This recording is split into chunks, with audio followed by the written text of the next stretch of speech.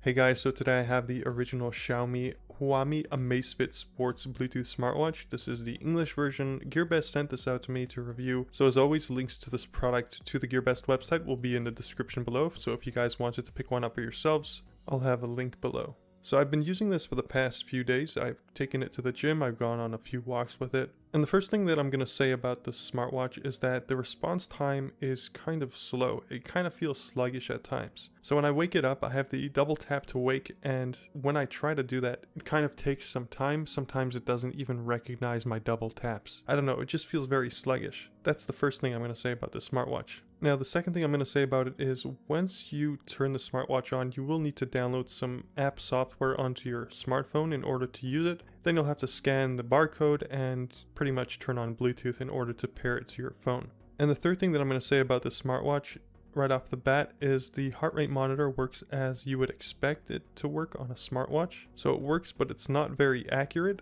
However, it does the job. So now that we got all those three things out of the way, let me take you and run you through the menu, or the menus, if you will. So the main screen that you see here is called the watch face. You have a total of 21 different skins to choose from, and some skins do offer you more information than other skins. So depending on what you're doing with the smartwatch, you might want to choose a skin that's more applicable to you. I have it set on this skin since it does tell me the amount of miles that I walked, the time, the date, and the remaining battery life. So the smartwatch has GPS on it. Now it won't show you a map of where you are, but it'll pretty much show you the outline of where you walked or where you ran. At least so far that's what I'm seeing here. So the smartwatch is also IP67 water resistant. You have a GPS, as I said before. You can also receive messages on the smartwatch, which makes it very convenient if you don't want to take your phone out of your pocket every time you get a message. You also get call notifications, which is also pretty cool, but this is not a standalone watch, which means that you cannot message back with this watch and you cannot pick up a phone call with the watch. You'll still need your smartphone in order to do those things. Now let me go ahead and run you through some of the menus. So the first screen we have daily overview. We've got continuous heart rate, which I am set on. So this setting actually takes up more battery life, but I prefer to have it on continuous heart rate. I like to know what my heart rate is all the time. And to give you an idea of what the battery life is like with the heart rate monitor on all the time. So I started my day at 7:30 and I was at 100% then. Now it's 8:36 p.m.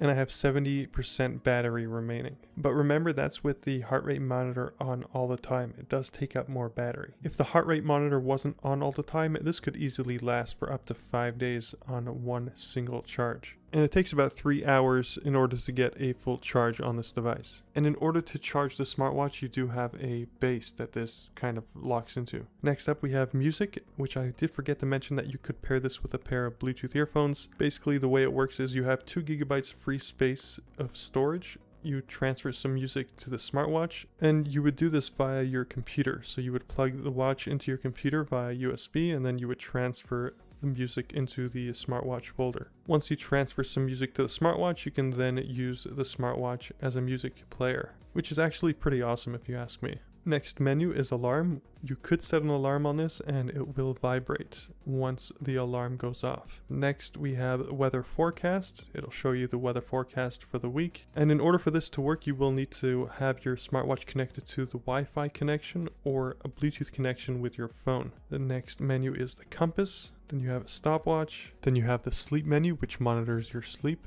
Then lastly you have training center and then timer.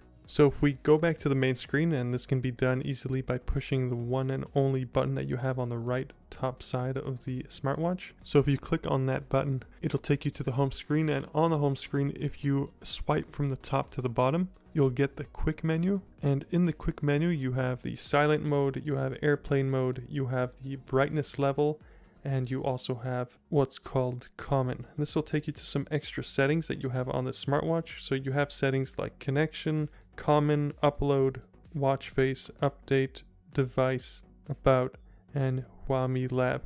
One more, you also have report error. So you have a bunch of these settings. I'm not really going to get into them. I'm just going to show you the main settings. So if we go into common, it'll take me to some of the settings on the smartwatch. So you have time format, you have silent mode, silent time, airplane mode, auto airplane, vibration, black light, which I showed you before on the quick menu, activate on wrist, auto upload, tap to wake, which is currently on by me, and the wear habit. This is where you would decide if you want to wear the watch on your left arm or right arm. And you would set this for more precise readings. And for the quality of the smartwatch, it does feel nice. It has a ceramic bezel, as you can see around there. Underneath is plastic. You have that one button that I was speaking about previously. Then underneath you do have the heart rate monitor, which is currently shining green. Now for the armband, it is made out of silicone. So you have black on top, and underneath you have the orange color accent, which kind of looks a little bit reddish if you ask me. So far I'm not experiencing any discomfort wearing this at night. I don't feel like it's pulling my hairs just yet. Maybe when the silicone wears down a little bit, then it might start tugging on some hairs. But for now it's not giving me any issues. Now, one last thing I wanted to mention about this watch is it has almost like a type of Kindle screen on it. So basically when it's in standby mode, the picture freezes, the backlight turns off, and all you see is just a picture of the watch face. And then the time gets delayed by about a minute.